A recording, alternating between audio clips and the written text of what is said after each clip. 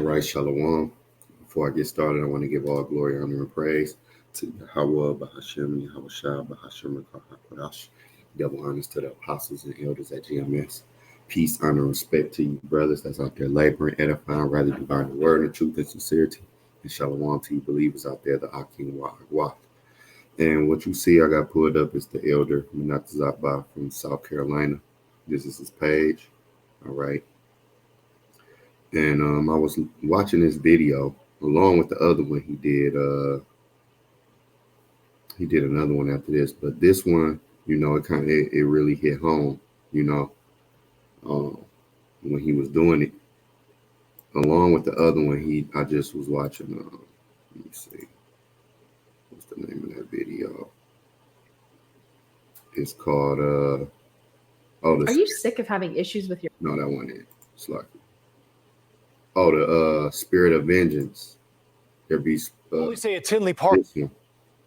Mass deletions and spirits of vengeance. Now, this another one, But I just want to do a response video to this one. The Menatazaba video. Let me make sure I get. Yeah, let me make sure I get his video. Tomorrow. And it's gonna be a news clip of this lady who 2 kids, they got killed like 2 weeks apart. And you see it in the title, the Lord can take someone you love, and that's true. And for a lot of us in the ministry, the Lord will be taking people that we love and care about, because it's gonna be people that's in the light that's not gonna see death. All right, it's actually gonna be people that's gonna get beamed up, and as time progresses, loved ones is going to pass. Love people you cared about is going to pass. All right. That's just the truth. I mean, even whether you're in the world, wherever you at, people die, but you have to remember, because he was hitting scriptures and I was like, man, I gotta do something on this. And I remembered the story of Jephthah with his daughter, and I'm gonna get that. But let's take a look at this clip. Let's just open up, and I'm gonna pause the video because sometimes when I play YouTube on here, it start acting up. I turn down. Let me make sure. All right, so check this out. Tomorrow, a mother will bury 2 of her children, one 14 years old, the other 6. Last week, 6-year-old Elena Ross was shot and killed at an East Dallas townhome. The girl's mother was already making funeral preparations for her teenage son, who was also shot and killed. Fox 4's Amelia Jones spoke with the grieving mother and joins us now from Dallas. Amelia. Heather, Dallas police still haven't said how they believe a 6-year-old Elena Ross was shot. The girl's mother told me today she's frustrated with the lack of answers. I love pictures and videos, and that was something that I love because memories is everything. Memories are all that Brittany Ross has left of her daughter and son. The 2 were killed in separate shootings almost 2 weeks apart. My kids did not deserve that at all. On December 29th, Ross says her son, 14-year-old Braylon Ryder, went over to a friend's house on Harry Hines Boulevard in Oaklawn. Dallas police say a 16-year-old boy shot Ryder and another 14-year-old. The boy came in the range, and I'm sure Braylon probably tried to stand up, and you shot him in his head with no hesitation. Ryder died, and the other boy survived. The 16-year-old was arrested and charged with manslaughter. 12 days later, on January 10th, Ross was at the funeral home planning her son's services when she got a call from one of her other kids. As soon as I answered the FaceTime, my 11-year-old daughter, she screamed through the phone, "Mama, Elena shot herself in the head." Dallas police have not confirmed how 6-year-old Elena Ross was shot. They say when officers got to the townhome on North Fitzhugh Avenue, they found an unsecured handgun. Questioned 19-year-old Demarius Sowles as a witness to the shooting. According to police documents, Sowles admitted to placing a handgun on top of the PlayStation in the bedroom on the 3rd floor. After the shooting, investigators say he took the gun, put it in a backpack along with a second gun, and hid it in the garage of the home. Ross says Sowles is friends with her 18-year-old son. Her other kids, an 8-year-old son and 11-year-old daughter, were also in the house when the shooting happened. It's very heartbreaking To go on knowing you have 6 kids and left with 4 within 2 weeks grace period of time. It's very hard, but I'm trying to stay strong for my other kids. Salz was arrested and charged with tampering with evidence. Ross wants to know the truth about what happened that day. Because I need answers. I need answers. A mother's strength to fight for her children. It gives me chills down my spine thinking about it. And keep their memory alive. I'm not giving up. I won't give up. The funeral for Braylon and Elena will be held tomorrow. Salz is still being held at the Dallas County Jail. In addition to tampering with evidence, he also has several outstanding warrants, including 2 for evading arrest, detention, and 1 for unlawful carry of a weapon. Right now, there are no charges in connection to Elena's death. All right, Shalom. All right, so you see, right there, it's a lot to unpack. You know what I'm saying? First of all, I'm not even going to get on old girl right here. You know what I'm saying? But you got to think, she got 6 kids. It's probably not a man in the home. She probably got multiple baby daddies. Probably 3 minimum. Then it's like this with this dude right here. And I'm going to get back on the subject. But, when you hear a story like this, you can't help but to start dissecting certain things. So you got this guy, he 19, he friends with her son who's 18. So they grown men, they in the house, they put a gun, it's kids in the house. These dummies put the gun on top of the PlayStation, where now the 6-year-old little girl, she running and playing. It ain't no baby, that's one. No, 6-year-old, they able to move about. So, he's 19, you got the 18-year-old there. So, of course, they can lead them home by themselves with the other kids. Plus, she was going to plan a funeral for the other little boy, which it's a lot to unpack. I can probably do 2-3 lessons off of this alone.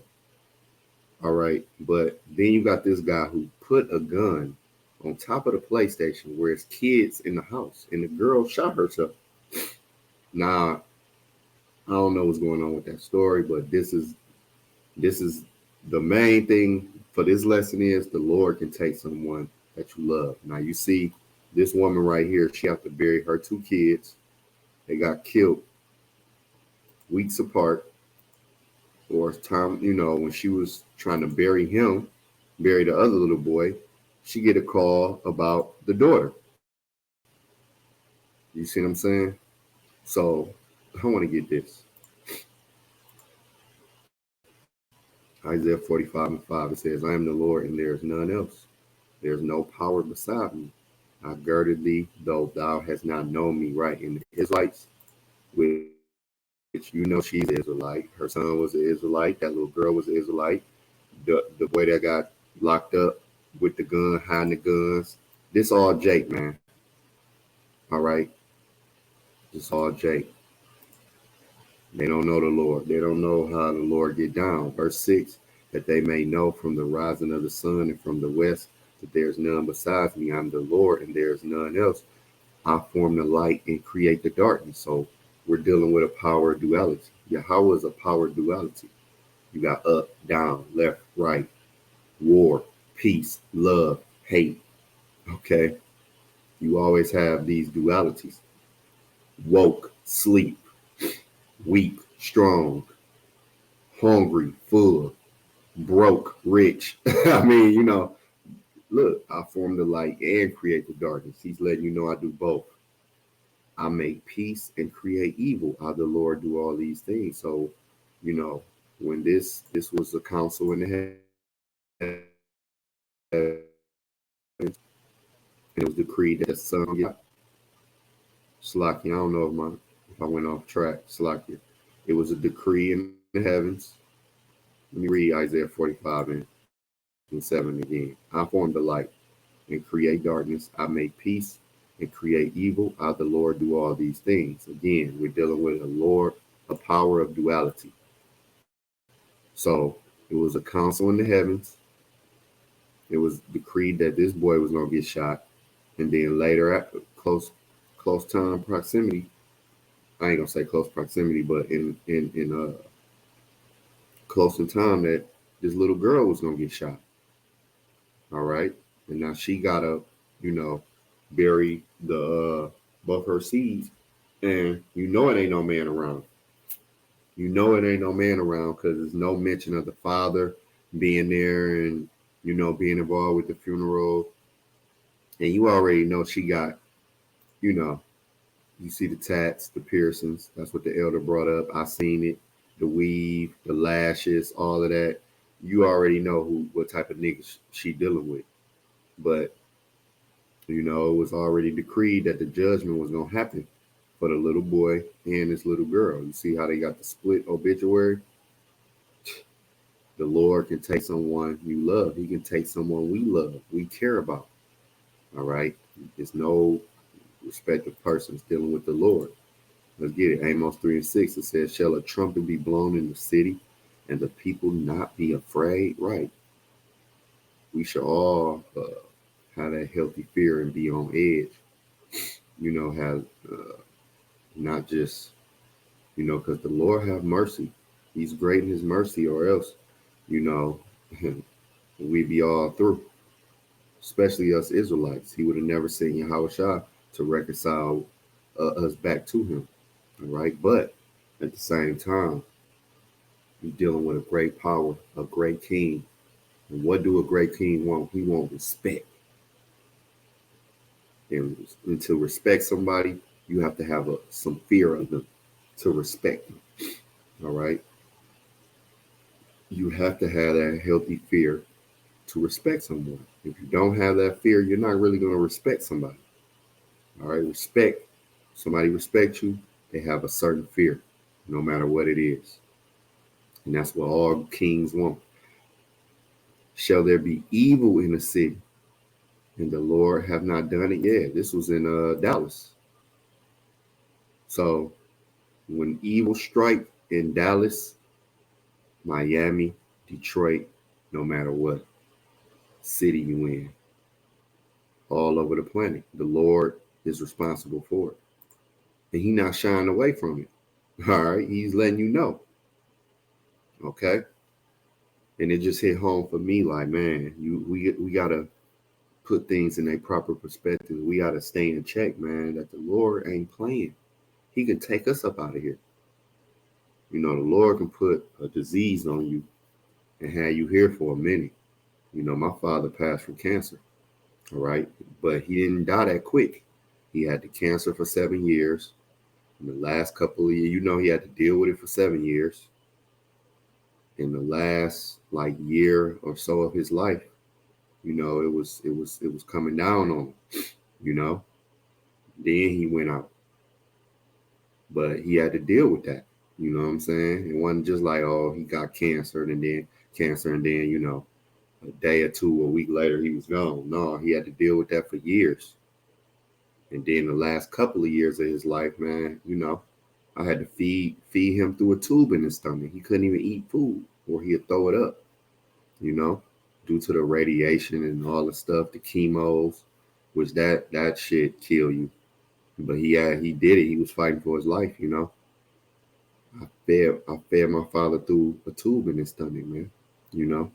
Imagine that. You go from eating all your food, people eating shrimp and all these foods that he liked. And I say shrimp because, back when he was alive, we used to eat that together, shrimp and the fishes and chicken wings and all of that. And I used to cook it up.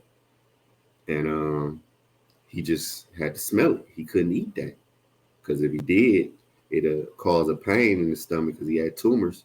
And, he would throw it up. So eventually they had to put that tube in his stomach to feed him, man, or he wasn't going to be able to eat. See?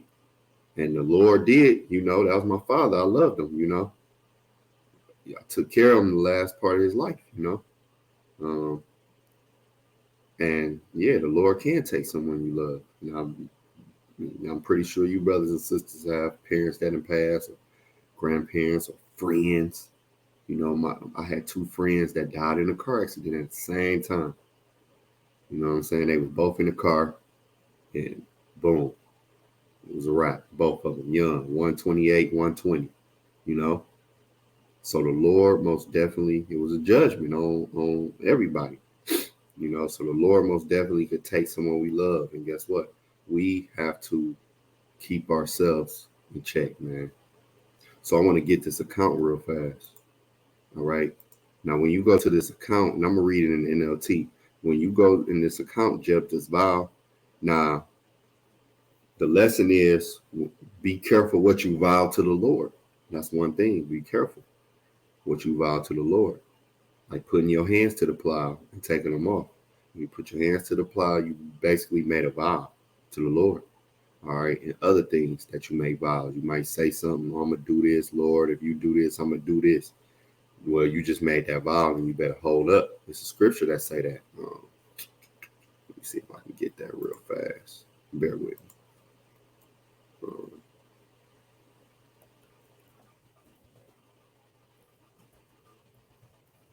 Bear with me 1 second. Is that? That's the one. It's another one.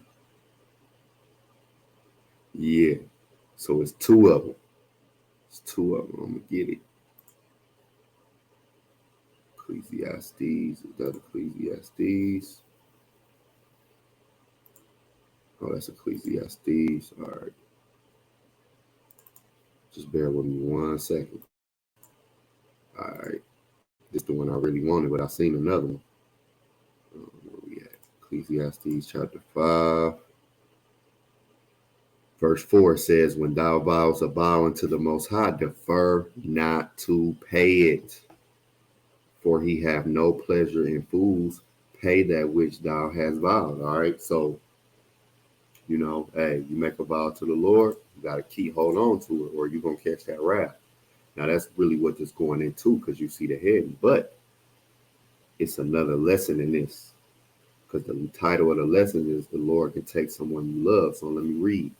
Judges chapter 11, starting at verse 29, it says, at that time, the Spirit of the Lord came upon Jephthah, and he went throughout the land of Gilead and Manasseh, including Mizpah and Gilead. And from there, he led an army against the Ammonites.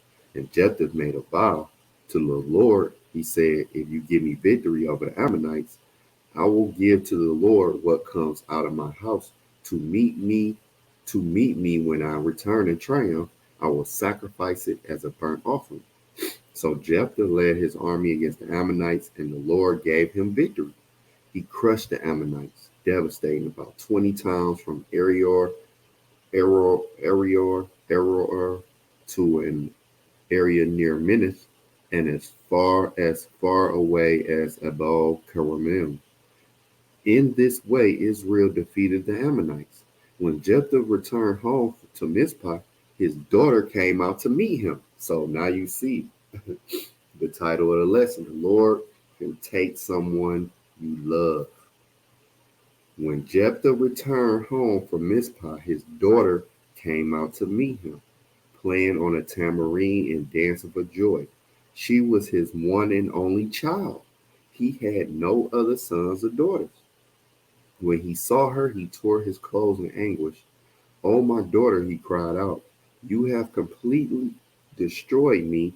You've brought disaster on me, for I have made a vow to the Lord, and I cannot take it back. So, you see? And she said, Father, if you have made a vow to the Lord, you must do to me what you have vowed, for the Lord hath given you a great victory over your enemies, the Ammonites. But first, let me do this one thing. Let me go up and roam the hills and weep with my friends for 2 months, because I will die a virgin. All right. You may go, Jephthah said, and he sent her away for 2 months. She and her friends went into the hills and wept because she would never have children. When she returned home, her father kept the vow he had made, and she died a virgin. So it became a custom in Israel for young Israelite women to go away for 4 days each year to lament the fate of Jephthah's daughter. All right. You already see she was a virgin, a young girl. But the point of it was what? When Jephthah returned home to Mizpah, his daughter came out to meet him. It could have been anybody else. anybody else. The Lord know that was his only daughter, his only child. But you see, hey, he bowed that vow, and the Lord was like, okay, let's see. Let's see if you're going to hold up. All right. But the Lord took somebody that he loved very dearly, his one and only child. All right.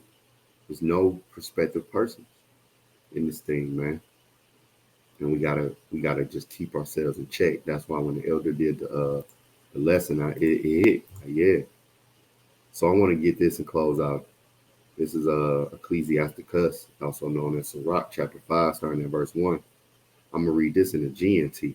It says, don't rely on money to make you independent. That's where a lot of us, can fall short. You think you got money, you think you good. You think your prayers can, shorten up. You can start doing things, Hey, man, we are guilty of being in that good space and just not doing the same things when you're in a bad space. That's why you notice when people get in a bind, what they do, Lord, please, Jesus, please help me. But then when they good, it's like they not in that space no more. So we got to keep ourselves in check, man, because the Lord can take us out, or he can take someone else, take someone we love out that's close to us to get at us. Don't rely on your money to make you independent. Don't think you have to have everything you want and then spend your energy trying to get it. Don't think that no one can exercise authority over you. If you do, the Lord is certain to punish you. Don't think that you can sin and get away with it. And the Lord does mind waiting to punish you, right? So, hey, that's the Lord. He remembers all things, and he got time. Something the elder brought out in the other lesson he did that hit home with you. It's going to be, the Lord can wait years. He can wait years to get you. You done forgot about what you did 15 years ago. The Lord ain't forgot. That's scary, Verse 5. Don't be so certain of the Lord's forgiveness that you go on committing one sin after another. Don't think that his mercy is so great that he will forgive your sins no matter how many they are. He does show mercy. Okay, he does. Great mercy. But he also shows his furious anger with sinners, and he can show that wrath. Think about the flood. Because see, when we talk about the flood, we really don't know. We really can't just fathom the catastrophe that was, because it was bodies floating. It wasn't just old men floating. See, when people think about the flood, they don't think about babies floating, women floating, the dog, Toto floating, everything floating. They don't think about that. They just think about men, old men. It was old ladies floating, babies, little girls, little boys. It was a whole world. You know what I'm saying? Only 8 people were saved. Everybody else got caught up in the flood. That's what happened to the Lord. The last time the Lord was very, very angry. Verse 7, come back to the Lord quickly. Don't think that you can keep putting it off. His anger can come upon you suddenly, and you will die under his punishment. See, this is what can happen, man. Don't rely on dishonest wealth. It will do you no good on that day of disaster, right? Because a lot of times, money is a defense, but hey, man, it's scripture on that too. Silver, roughly paraphrasing about the silver, ain't gonna help you in the day of the Lord's wrath. Roughly paraphrasing, that money ain't gonna help when the Lord come bringing the hammer down. Okay. But I just wanted to bring this out, this hit home for me, and Lord willing to hit home for you brothers and sisters that listen to this video, So, hey, with that, I just want to give all glory, honor, and praise to Yahweh Hashem Yahushua. All right, we on to the next one.